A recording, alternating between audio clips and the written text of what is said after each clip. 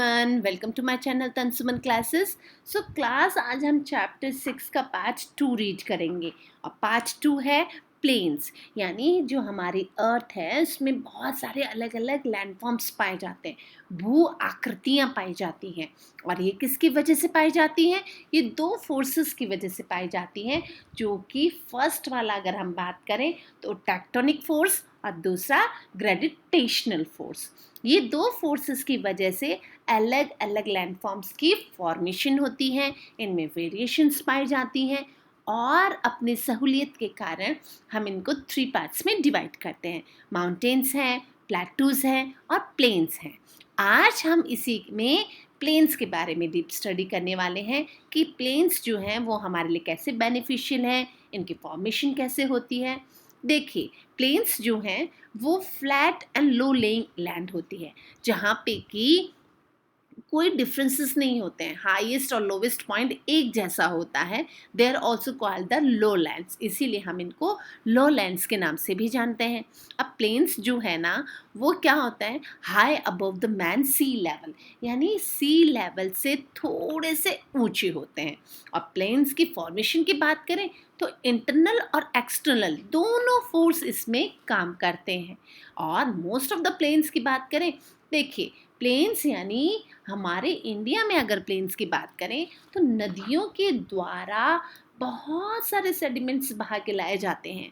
हर साल नदियां अपने साथ बारिश के दिनों में बहुत सारे सेडिमेंट्स लेकर आती हैं।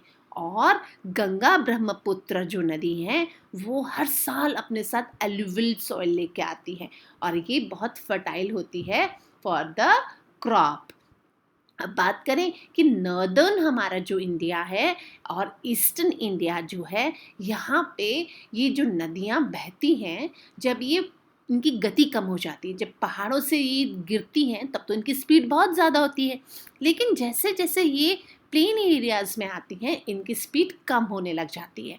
और जब इन नदियों की स्पीड कम होती है तो ये अपने साथ जो सेडिमेंट्स बहा के लाती हैं उनको वहाँ पे बिछाने का काम करती है स्लो होने की वजह से।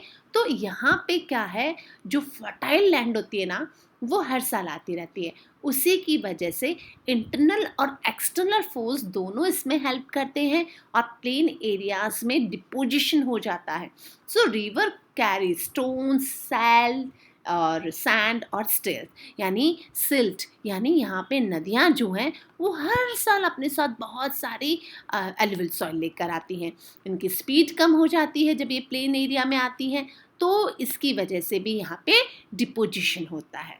अब प्लेन जो एरिया है वो बहुत ही एक्सट्रीमली फ्लैट होने की वजह से यहाँ पे रोलिंग और अल्डल्टिंग होता रहता है।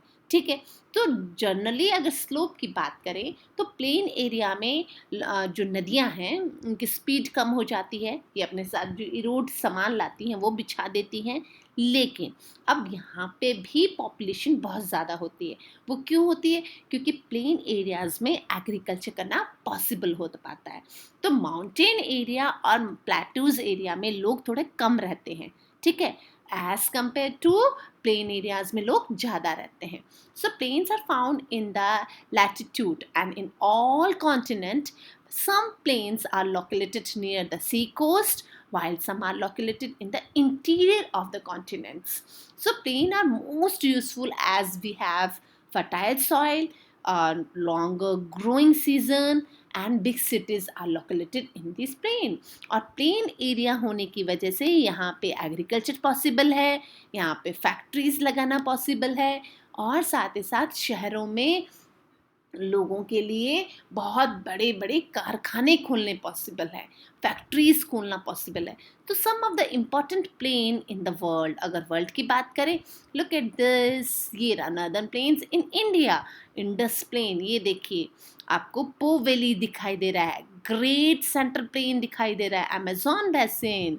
अब आप ये देखिए, जो अगर हम बात करें प्रेरीज रीजन की, जो कि यूएसए का है, सर्बियन प्लेन जो है यूरेशिया का है, गैंगेटिक प्लेन जो इंडिया का है, हुआंग हे प्लेन जो चाइना का है, और Po valley in Italy and Pampas in Argentina.